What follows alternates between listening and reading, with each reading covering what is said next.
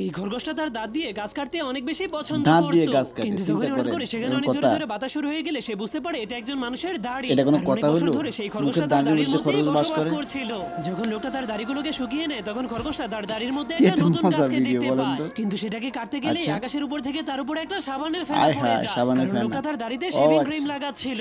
তখন মানে ফেনাগুলো শেষ কি হলেই থেকে আকাশ কি অন্ধকার কেমন হয়ে গিয়ে ভিডিও সেখানে বলেন অনেক তো? ভয়ঙ্কর একটা লাইটের মজার আলো না? আসতে শুরু করে দেয়। খরগোশটা উপরে তাকালে তিনটা এলিয়েনদের দাড়ির ইউএফও মধ্যে দেখতে খরগোশ পায়। বাস কারণ করছে, লোকটা দেখি। মেশিন দিয়ে তার দাড়িগুলোকে শেভ করছিল, যার কারণে খরগোশটার ঘর নষ্ট হয়ে গেলেও মানে খরগোশটা হার না খরগোশের মেনে ঘর দাড়ির তুফান অন্য যাইতে পাশে আছে চলে যায়। রীতিমতো। তখনই সেখানে অনেক ভয়ঙ্কর ভূমিকম্প আসতে শুরু করে দেয়, কারণ সেই লোকটা তার দাঁত এই ব্রাশ করছিল। এই ব্রাশ এরপর করলেই খরগোশটা ঝাঁকুনি যখনই খায়। ঘুমিয়ে যায় তখন মানে হঠাৎ করে আকাশ কি থেকে একটা অনেক গরম তাপ অবস্থা। আসতে শুরু করে দিলে তার শরীরটা অনেক জ্বলতে শুরু করে দেয়, কারণ সেই লোকটা রোদ পোহাচ্ছিল। এ রোদ এরপর পোহালে লোকটা তার গরম লাগে। দাড়িগুলোকে আঁচড়াতে শুরু করলে মানে কাঠবিড়ালির কি দুনিয়াতে একটা তুফান মজা। শুরু হয়ে যায়। এরপর সে যখনই গাছ খেতে যায় এমন তখনই ভিডিও লোকটার পেতে দাড়ির চাইলে মধ্যে কিন্তু পানি পড়ে সাবস্ক্রাইব যায়, করে থাকতে যার কারণে হবে। সেখানে ঠিক অনেক আছে? ভয়ঙ্কর একটা তাহলে বন্যা এরকম শুরু হয়ে ভিডিও গেলে আরো বেচারা প্রতিদিন খরগোশটা পাবেন। সেই বন্যার সঙ্গে